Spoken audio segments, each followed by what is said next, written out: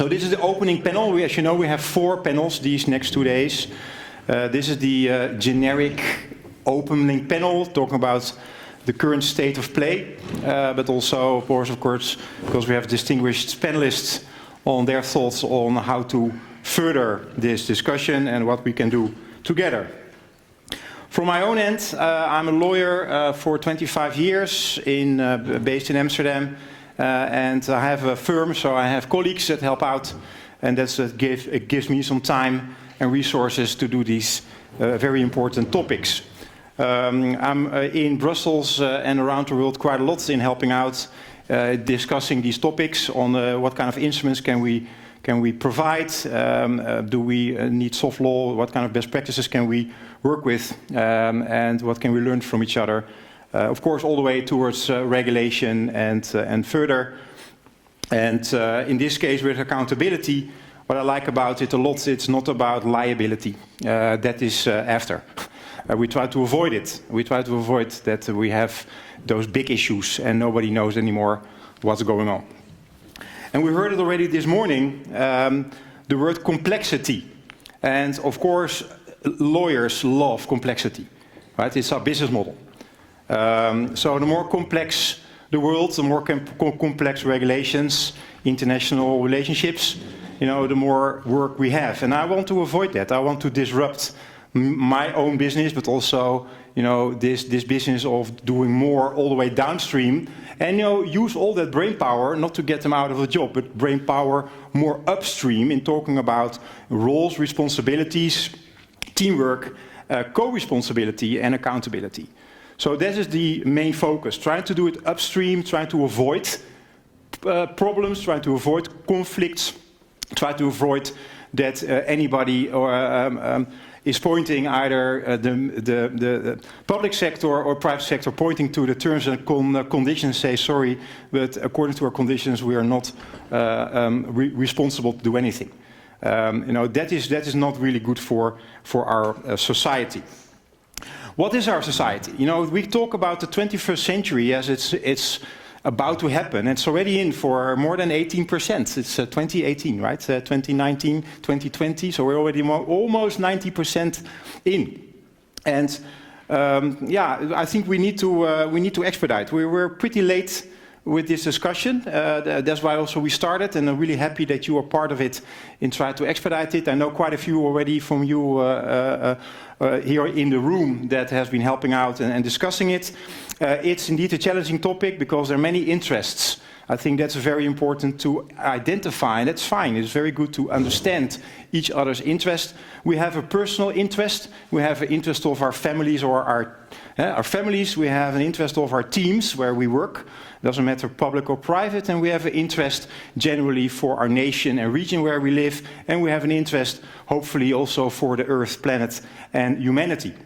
So already here you see here one person with so many interests, and everybody has at least these 5 layers. And you know, if we understand what those are, we also are able, in my point of view, to better identify, you know, where we can help each other, where things may go wrong, what kind of values we want to add to those interests.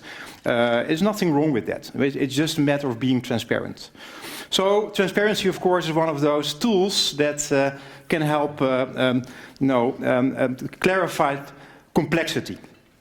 Others that like complexity, there are quite a few that like complexity. Of course, malicious actors, hackers love complexity. That's the way they get in very easily. Generally, it's not necessarily very high level or high tech. It's pretty easy to hack, as already Jeff mentioned. 93% is happening just by email. Still, you know, we're talking about this. The OWASP security index is already the same for 20 years, even though we talk about different topics. There's a little change sometimes, but it's still the same. I cannot believe it, that's the case. So I'm there to try to help out.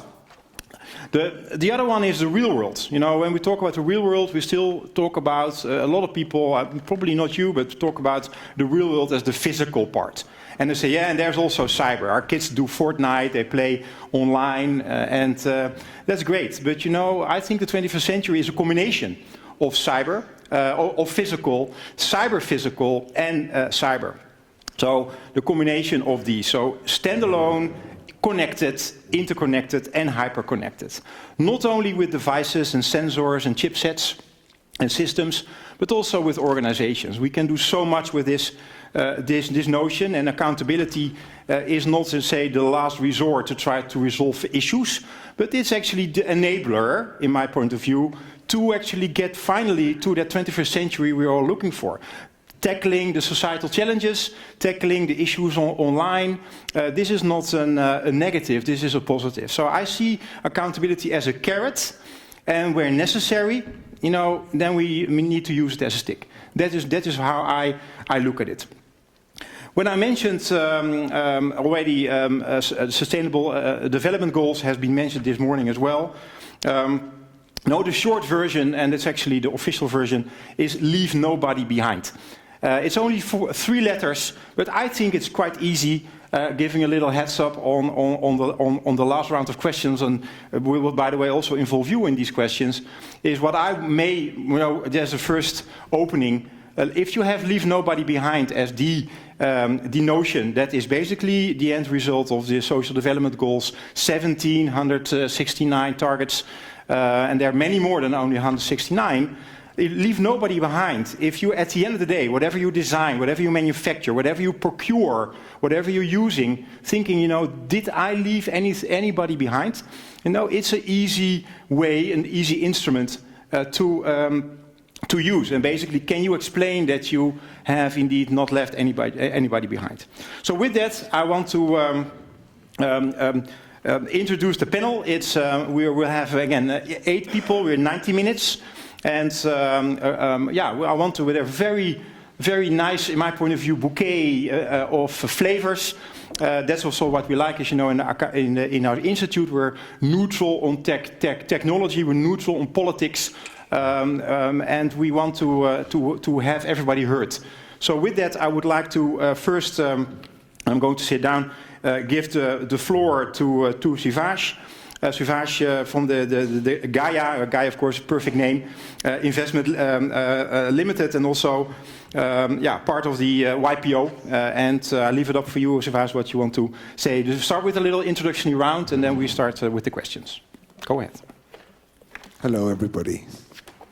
I'm sorry, but I don't come from a tech background, so I'm going to frame this in a very simple point of view as a user, and me being a simple user like many of you, what my take is of accountability in a digital age. So to start off with, I'm going to share a little story with you, that's something I'm a little ashamed of, but I think I need to put it out there. As a naughty 12-year-old schoolboy, one day, egged on by some friends, I was asked to pull a prank. The prank was that I stuffed marshmallows into my accounts teacher's old Beetle. And I did it. The engine seized, or something bad happened to the car. The principal investigated it, yeah, and thought it was one of my dear friends, a guy called Theo.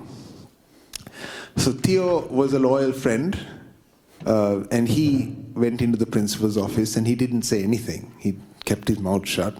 And he was about to be suspended, and I was looking through the glass door, and I could see this happening, and I was just filled with guilt, and I was so ashamed of myself for not having owned up. So I stormed into the office, owned up, got suspended for a week, went home.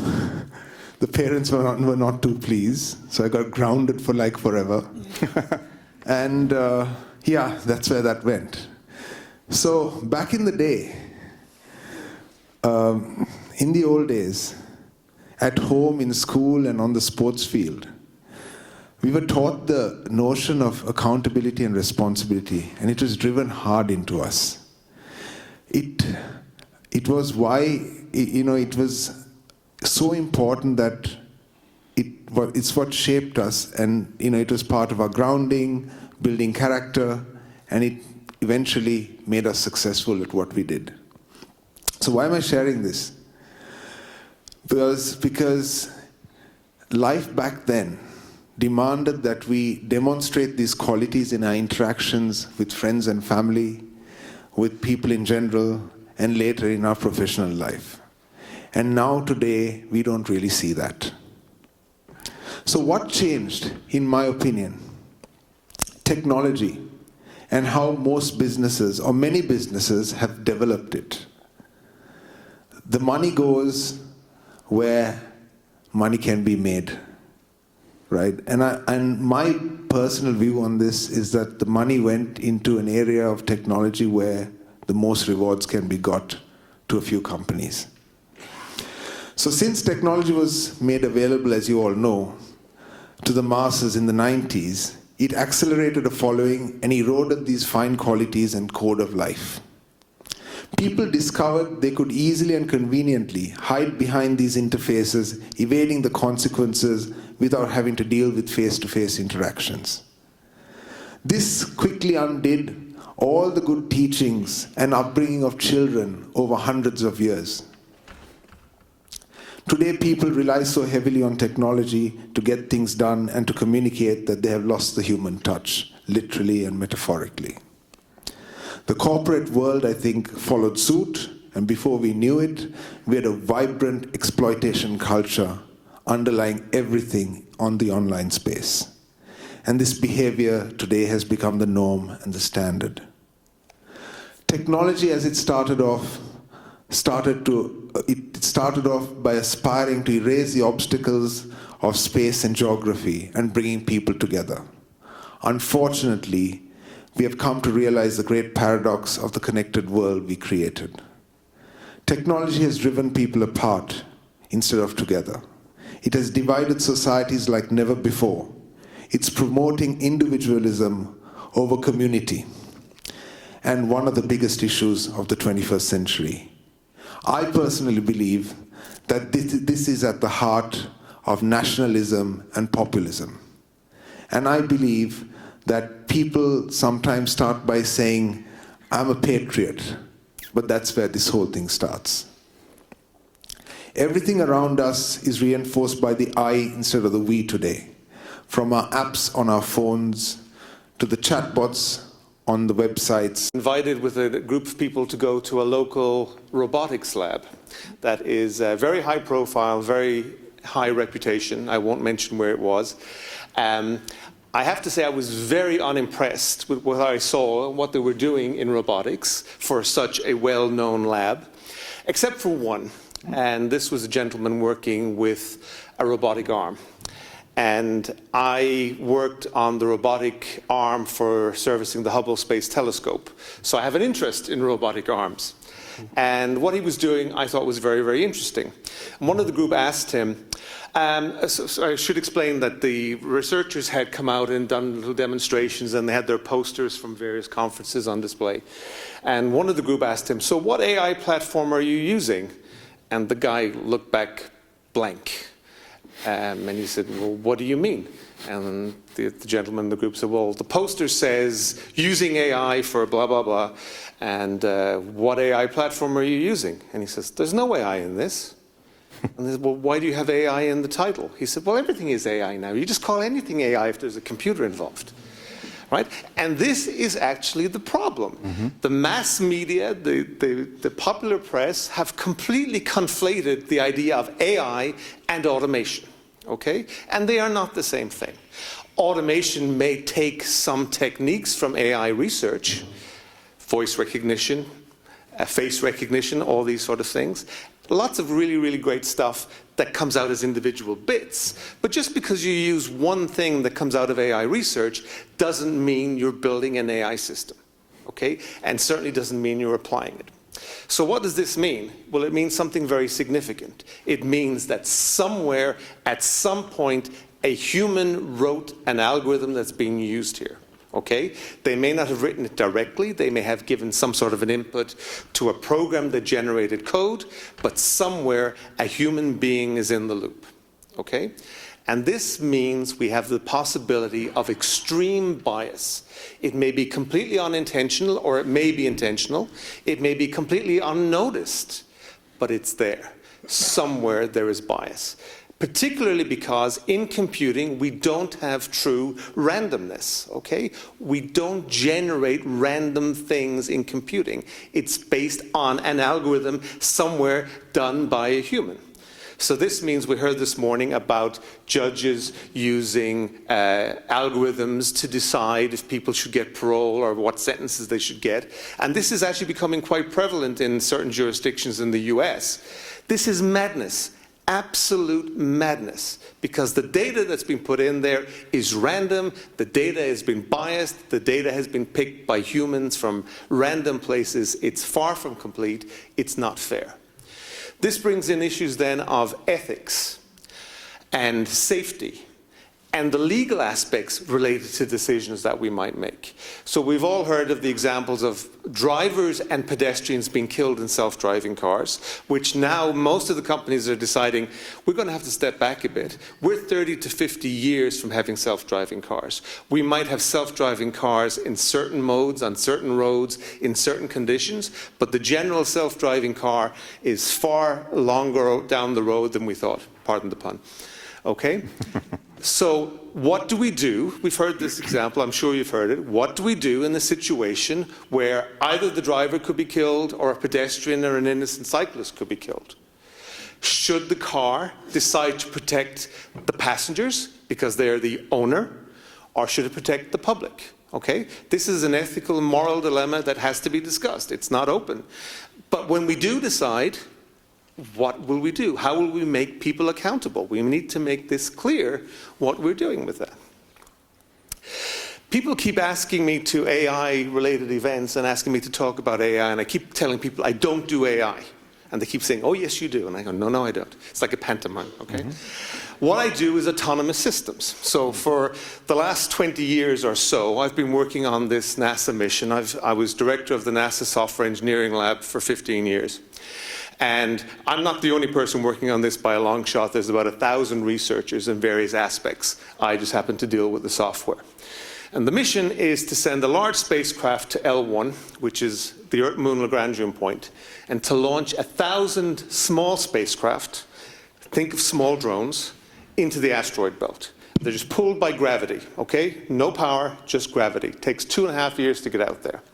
When they get there, they self-organize into groups based on devices that they have for collecting data, and then they collect data about the asteroid belt.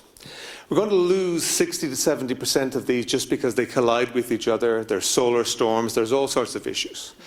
You see here the arrow marked 5, it goes one direction.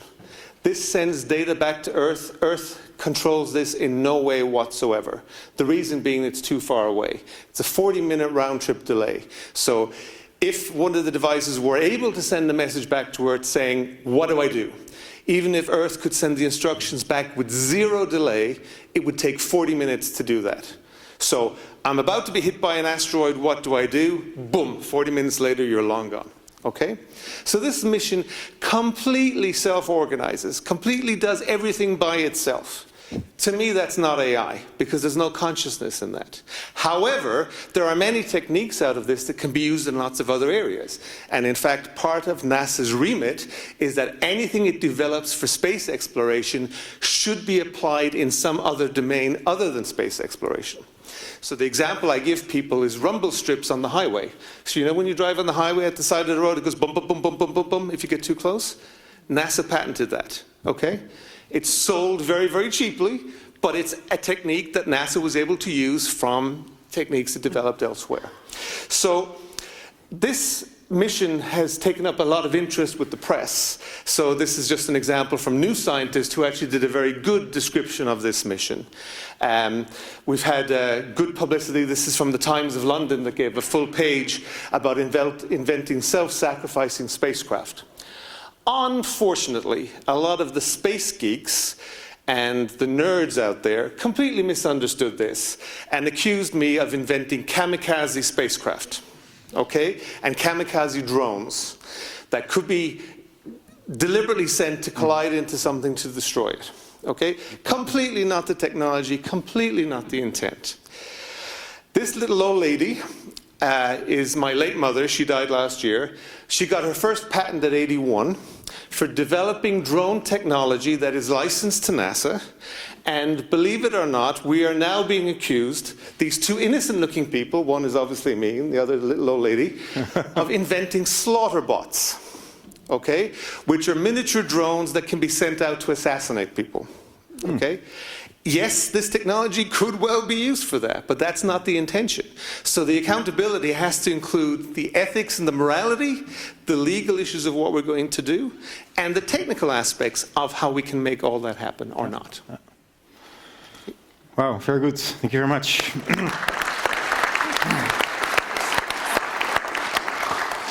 We will talk about AI tomorrow morning. So not dive into too much, but indeed, everybody is doing AI, and it's I thought on your topic on the 40 minutes latency that 5G would solve everything. So, and that's apparently also not the case. So now I will go to the next speaker or the panelist, Nahira from the W3C. So. Good morning. Actually, it's the World Wide Web Foundation. World Wide Web, sorry. Yeah. Which, as you know, the World Wide Web is the most user-friendly way that we all access the internet, that we may love to hate or hate to love at this point. Invented by Tim Berners-Lee, turned 30 years in March this year. And the foundation was set up 10 years ago to advance the mission that he had, or the vision that he had in mind, that the open web would serve humanity. Knowledge would flow freely, would sort of optimize for the best of ourselves, even though reality is showing us otherwise.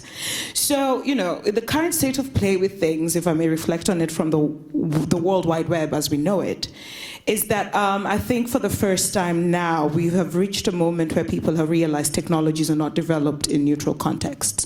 Good intentions may be there, but there has to be a sort of explainability about how that was intended to, work versus how it does match reality.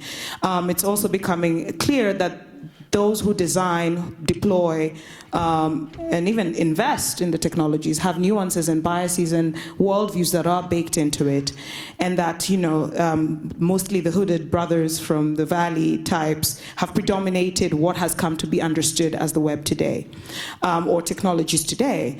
When with the web specifically, what was first an open ecosystem has now been platformized. There are parts of the world where you ask people if there's a particular social media platform and they say yes. If you ask them if they know what the internet is, they say no, because these platforms have become the entire understanding of what the internet is. That, coupled with the fact that, in fact, the ITU just released the latest facts and figures on internet access and use in the world. And last year, we commemorated about 50% of the global population getting online.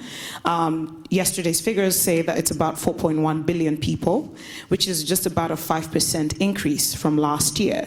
Over the last 10 years, the average growth rate had been about 10%. We were getting 10% more users getting online.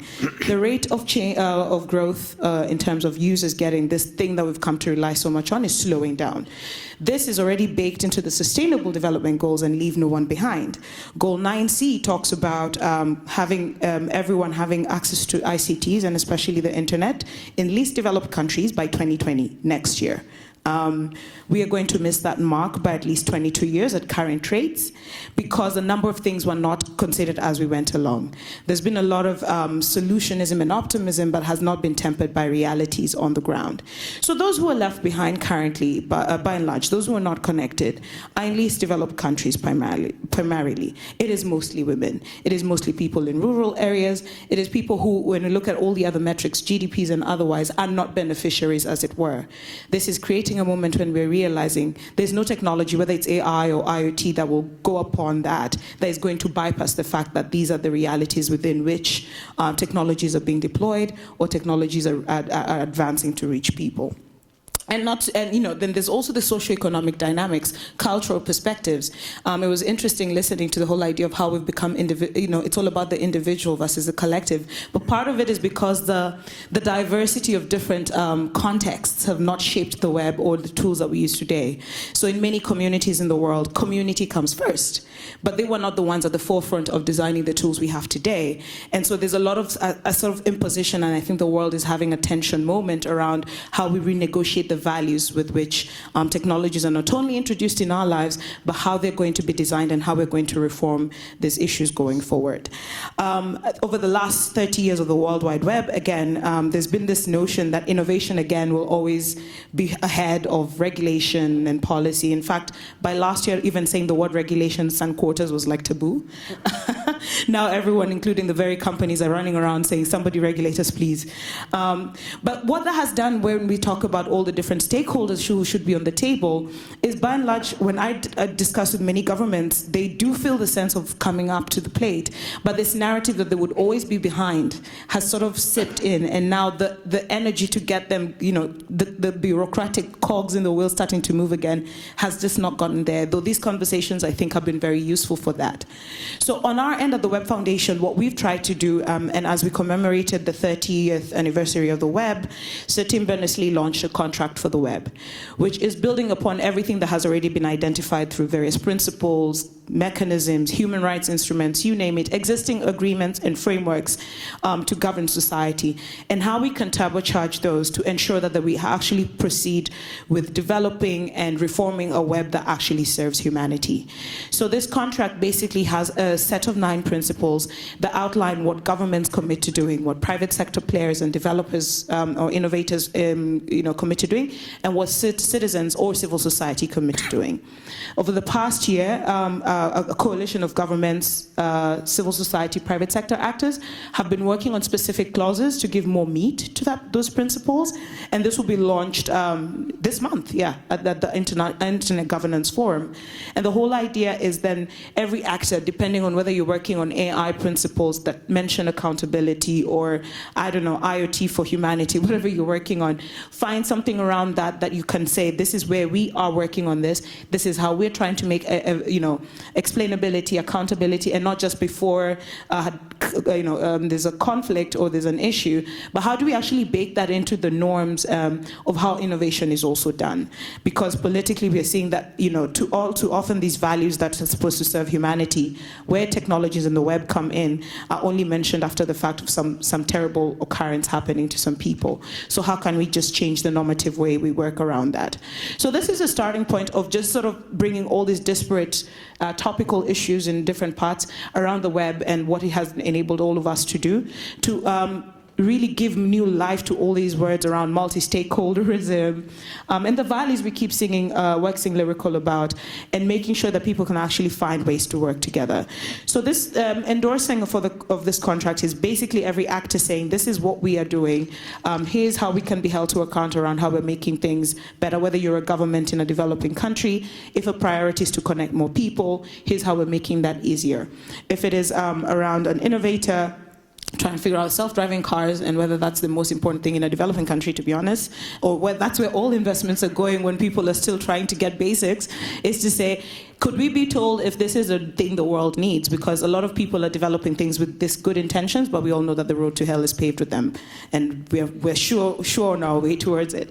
So it is one other way to really bring all the disparate elements that have been in topical areas, tying to another element with the United Nations and the Secretary General's high-level panel on digital cooperation that really tried to speak to the fact that we need new ways of working. We absolutely need people in topical expertise areas, but we do need a new way of working that brings the best of learnings and cautionary tales from different sectors, whether it's folks on AI specifically, or those working on spectrum licensing, to figure out good practices and help us change the norms of how we operate. But most importantly, at all of this, we need to go back to ensuring that those we say we are serving, when we say leave no one behind, it is not working in a sort of paternalistic way for people, but going back to listening to those who've been left behind and what they absolutely need. If we all did that, we'll be very shocked at what people want. It will humble us to realize that we need to do things differently, and there's an urgency to do that.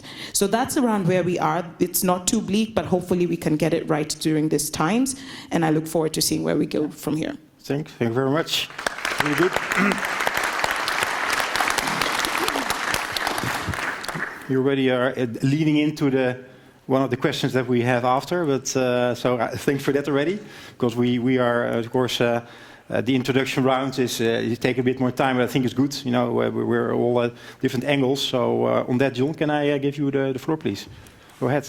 Yeah, thank you very much, Arthur. Good morning, is it still, ladies and gentlemen? I'm John Higgins. It's my great pleasure to have a few minutes to talk to you today. I want to give 3 observations from my experience that I think will give you, and give us really, some additional pointers for our assessment of the current state of play. My background is that I ran the Tech Industry Association for 10 years in London and then 5 years in Brussels. So I'm sort of through and through. My history is representing the interests of the tech sector, so the largest companies and the smallest companies around Europe. These days, though, for the last couple of years, I've been doing a variety of things. I realise I am actually a complete multi-stakeholder person in my own right now. I'm glad to say I'm not omni-stakeholder. I think that would be just too much to cope with, really, wouldn't it? So I'm sort of riven through by an industry perspective, but I hope I can be a little less biased these days. So three observations. First of all, just going back a few years, I was asked, I think it was about 4 years ago, to chair a conference at a foundation in Ditchley. If you ever get the opportunity to go, jump at it, because it's a beautiful country house in the English countryside just outside Oxford.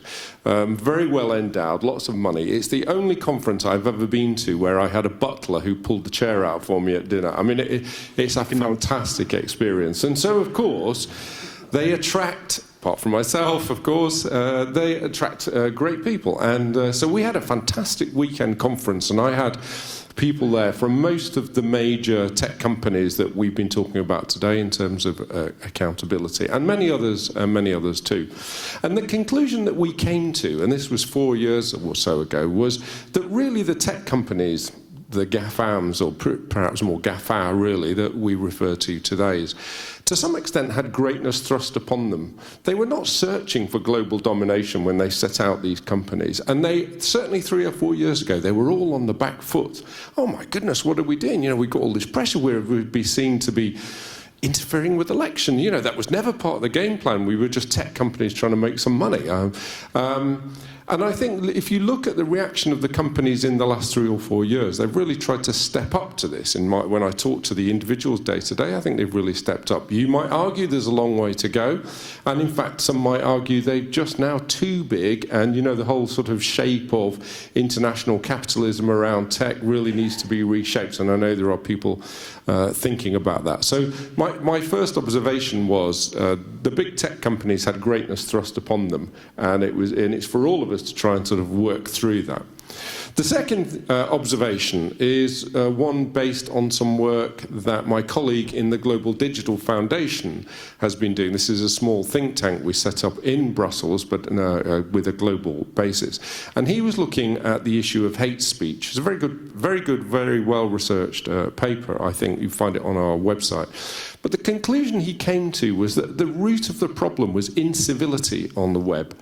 And I think that's, I mean, you were making these points about, I think, Sivaji, about, you know, how the internet has allowed us to lose those sort of values. And I think there really is something in that. It's more analogous to road rage and things. You can sort of think things when you're behind the wheel of the car that you can't when it's face to face. And so I think addressing those personal values in the way we deal with things on the internet. And as Vince said, you know, anonymity has not helped us there.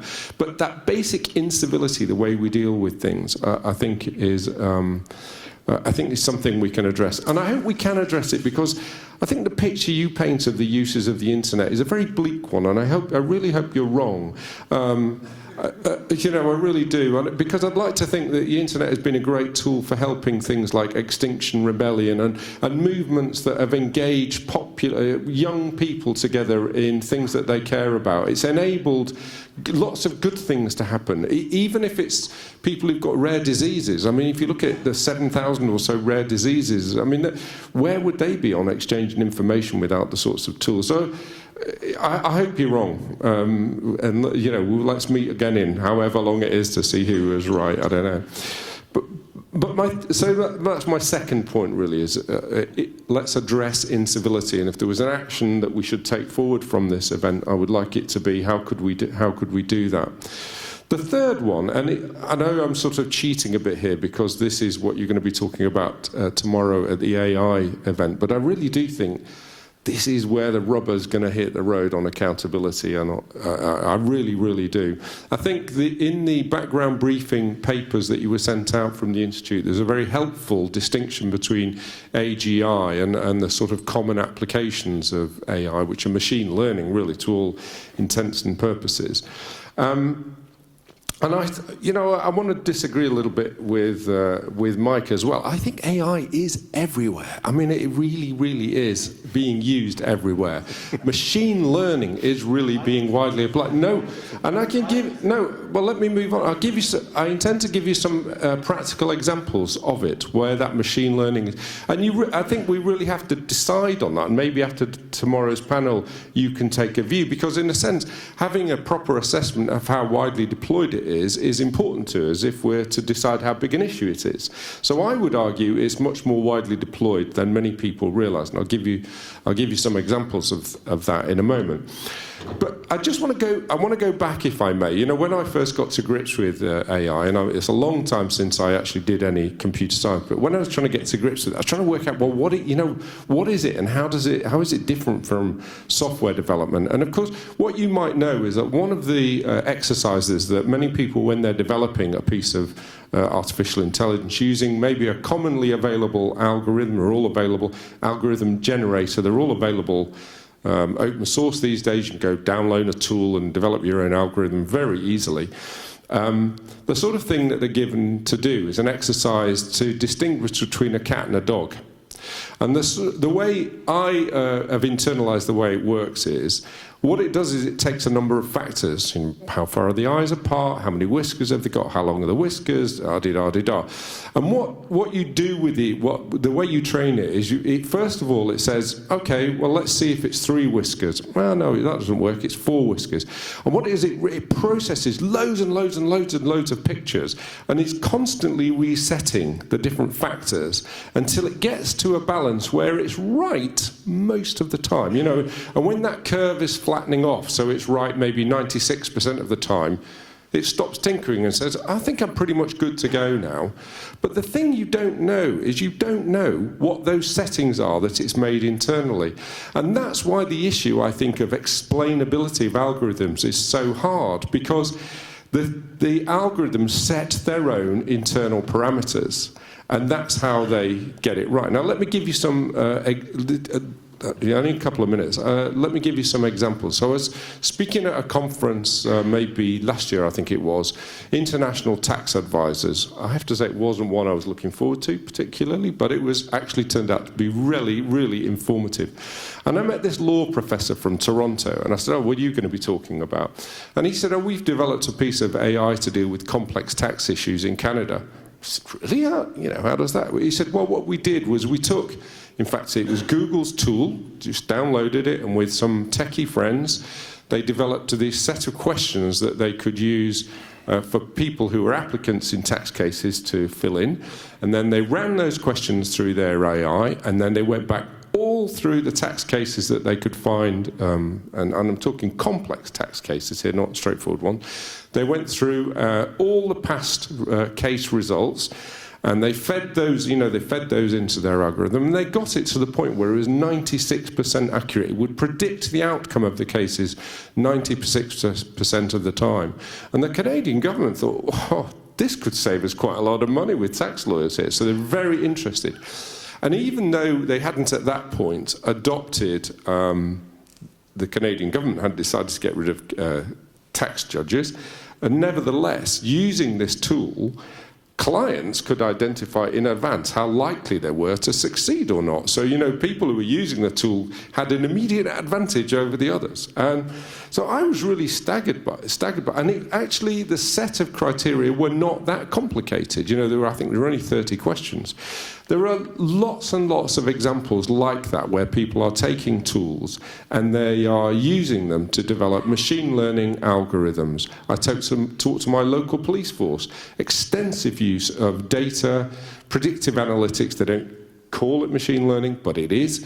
And they're using it to identify high-risk individuals, whether that's high-risk victims, high-risk perpetrators. So there's a lot of it. Final example, I was listening to a presentation of potential startup companies looking for money with 8 companies. 6 of those 8 companies casually, and I really mean casually, mentioned, oh yeah, and we just use an algorithm to whatever it was. Oh yeah, we use machine learning to I mean, it's just like 6 out of the 8 just assumed that that's what you did these days. So I don't think the issue is in AI for Google and AI for Facebook. I think it's machine learning everywhere. And I want to close by just giving you 3 questions that I came across in a paper that a colleague of mine wrote. The sorts of issues that maybe people who are, if you have a digital ethics officer in your company, the sort of things that you might have to deal with. So, a property developer concerned about potential antisocial behaviour on the estate that they're building, and they decide to use facial recognition cameras to identify repeat offenders. Is that all right or not? Relatively easy to do now. So, how are you going to deal with that? A local authority using drone technology to investigate whether people are making home improvements without getting planning permission. Yeah, that's a sort of an ethical issue you might have to deal with. And finally, what about a religious organisation or an organisation with religious affiliations that creates a bot that offers comforting words based on its doctrine? And it realises that if it fine-tunes this algorithm, it increases the returns and it increases the donations to the organisations, but no individuals involved with it. These are the sorts of things that are happening today, and these are the sort of ethical and accountability issues that we're going to have to get to grips with. So let's focus too much of our attention just on the Googles and Facebooks and so on, but rather the widespread use of this technology. We need to get to grips with it and understand it. Thank you. All right, thank you very much, John. For the next summit, Frits, we made a note that we need to have a sponsor fight for the butlers, right? That's what we're reading in that, so thanks for that also. So, Valen, thank you very much for waiting so long. Yeah, that's the downside of being all the way last. But now the floor is yours. Go ahead. I guess my role here is to bring a spice to such amazing stir fry, which you guys cooked here. So, you need a clicker, right? Yeah, probably. I'll take it. So I'm just wondering how many people in this audience have kids? There you go. How many of them using this toy? The statistics says that average use of telephone in the poor countries is 6 hours a day among teenagers. And in more welfare, it's about 5 hours. I was just trying to calculate for myself. After 10,000 hours of using same skills, you become professional.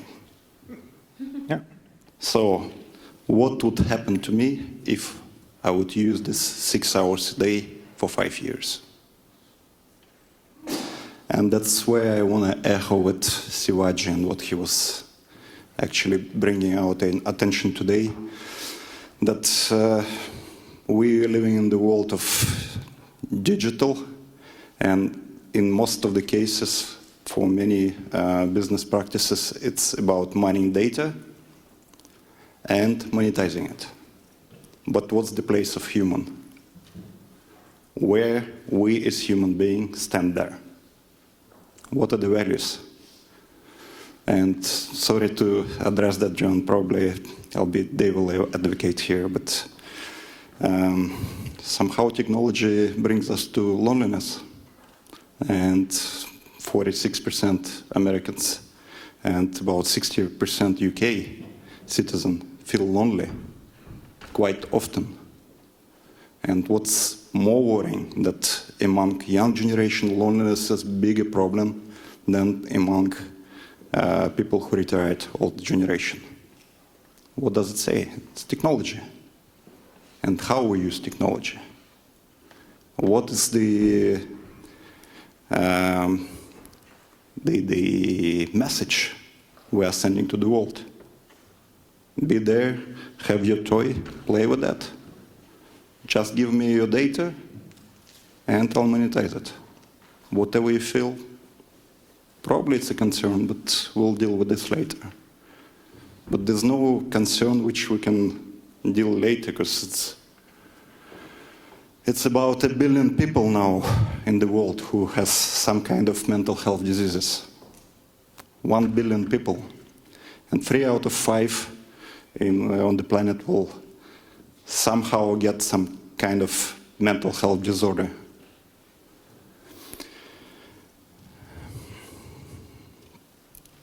%25 rise of suicide since 1999 to 2016, only in US.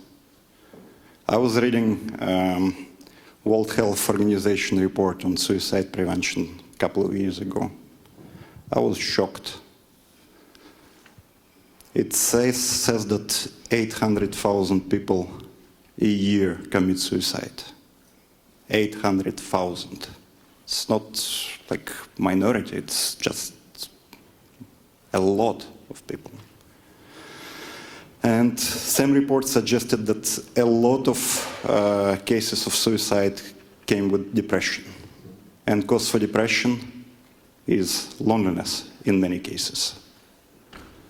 So if we ban cigarettes, why don't we ban loneliness, which we know as deadly as smoking 1 pack of cigarettes a day?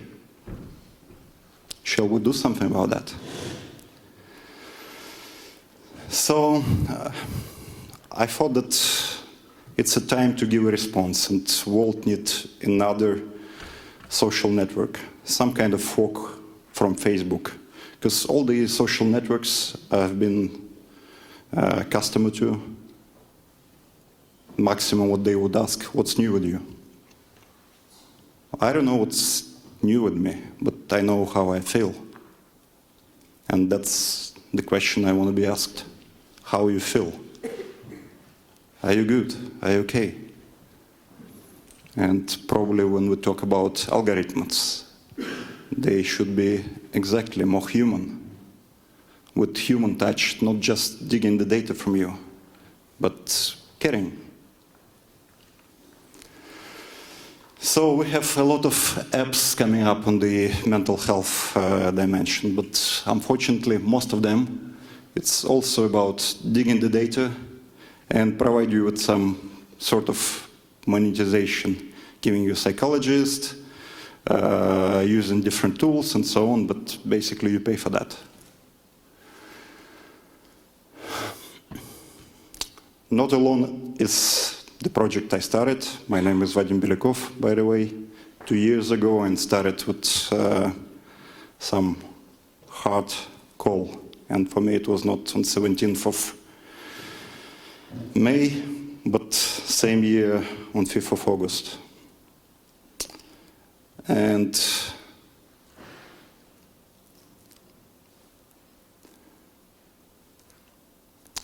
why I decided to take this call and bring it into action.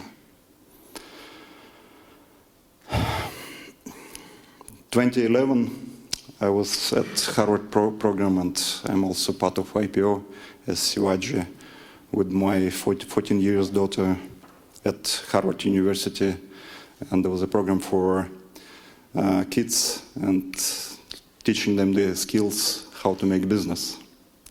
So in the end of the program, kids had to come up with some kind of project they are passionate about.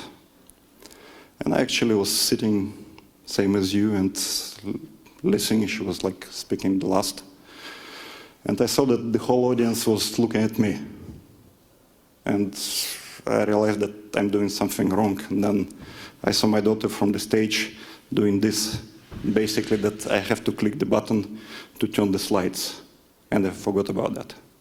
And the reason for that was that she came up with the idea of the project of social platform, how to help teenagers to cope with their issues.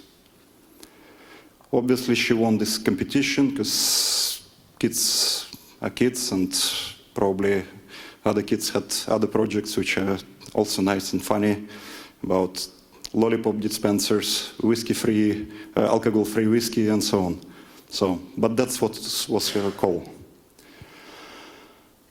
6 years later, she committed suicide, and it was a tough call, and I guess it was the blackest day in my life. And, you know, I was also referring to the same network which you just mentioned, and I saw that, you know, it's all artificial. There's no humanity there. I cannot get support from people who want just to pretend that they are happy. Although in YPO we have protocol called forum, where people sharing with each other, it's kind of support group. I saw many people who are just different in one reality, which is digital, which is Facebook, and when they really sit down and talk to you. Completely different human beings. It's no more happiness any longer. It's about problems, about how they feel, how they suffer, how much tears they put, they experience in their lives. So I came up with the idea that my daughter idea probably relevant and it should stay there, and came up with a product which uses different things. And one of the protocols, one of the tools would be the chatbot, which talks to you about emotional state which you might have, love, hate, anxiety, depression, and so on. So it's based on 15 years of clinical experience of our partner, the renowned doctor from this field, I4ADA Israeli. So 400 different responses, and the bot can talk to you for like a few hours about any tools and suggestions which you might use in your life. Creating the memories, voice, by writing each other, but most important is the peer charts. So you can use the protocol and the tool to form the group where you can talk about issues you face, or talk one-on-one with somebody on the platform who feels the same pain or anxiety as you do. So for me, it's humanitarian project, but it's also a personal project, because, you know, what we want our kids to be, that they do something important and meaningful in their life. We want them to be happy. So probably in my case, my daughter, I won't be able to hug her. I won't be able to give her a kiss. But she still exists there as a chatbot and bringing by her project something important and meaningful for mankind. And starting this project, I had one idea that if we'll save one life, it will be already a lot. We just about to launch it, 2 years of coding, and I had some people I knew, their daughter, 16 years old, tried to commit suicide. And fortunate enough, I was sharing with them 6 months before the experience, and they were cautious about states of anxiety and depression in the young kids. So they saved her. But what's important is to give the real fulfillment of your personality. And that's what she didn't have. So she's working as a designer on the platform, and she's happy, and she's doing a fantastic job. And I'm proud for that. So I'll finish probably with one a bit more funny example, but I actually saw the kid which uses the phone for 6 years. She's about 11 now, so she started when she was 5. 6 months ago, she registered for one of the kids' social networks. She has now 1 million likes after 6 months and 30,000 followers. If you ask her, how are you? If she get not many followers and likes yesterday, she would say, I'm not doing good. And opposite. So what kind of world we're building, guys? Thank you.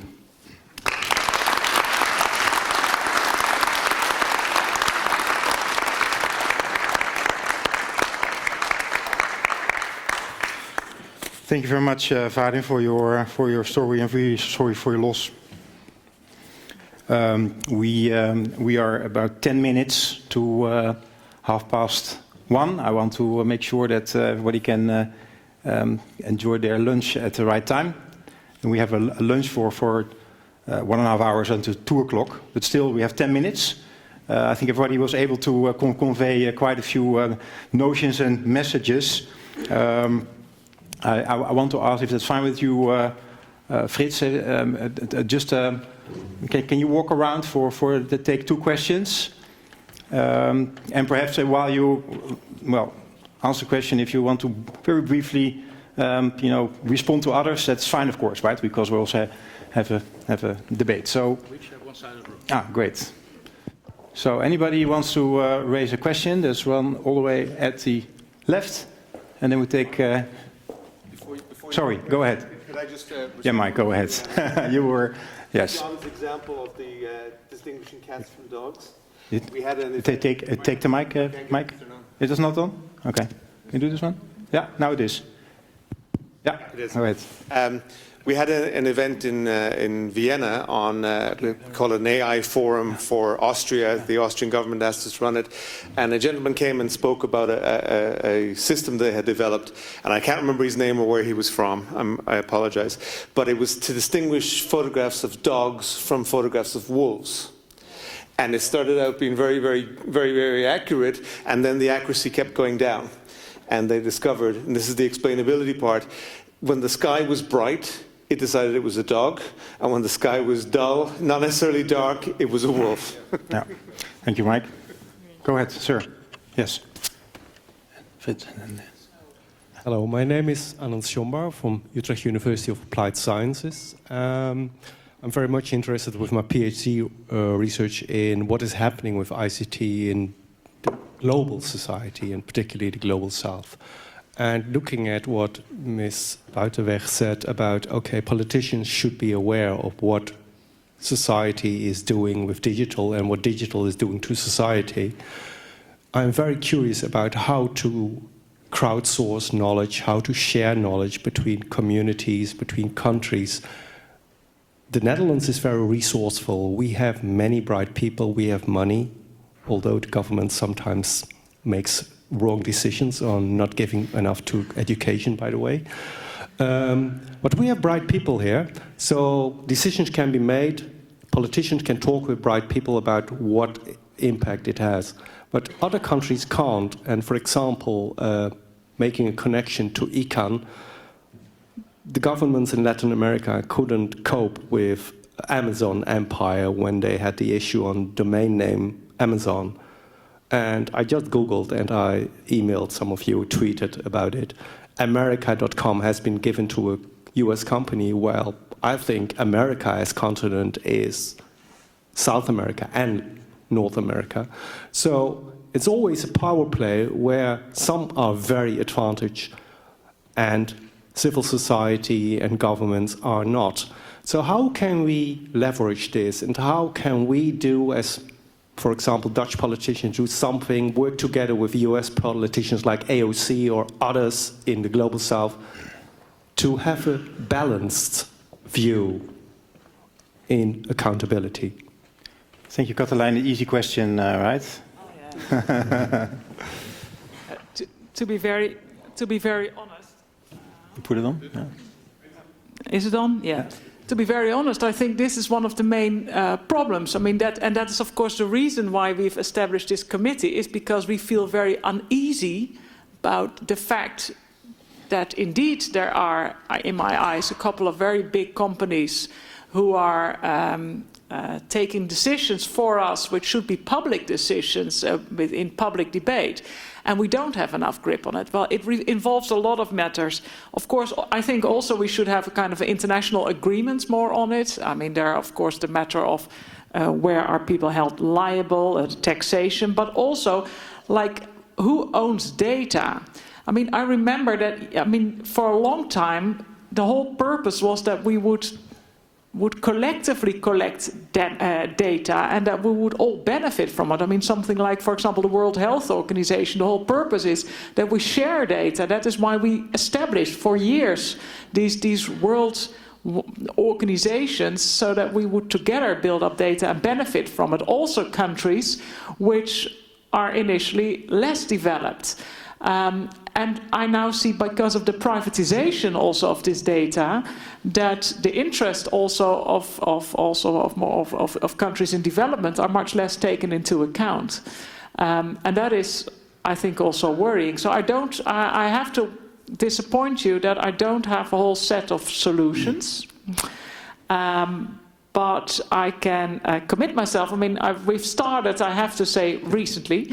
But I mean, I can commit myself to trying to answer that matter, like at least what should be done, which direction we should think of, much more also in the coming months, because I think that is something that we should have more of a discussion on. It is about.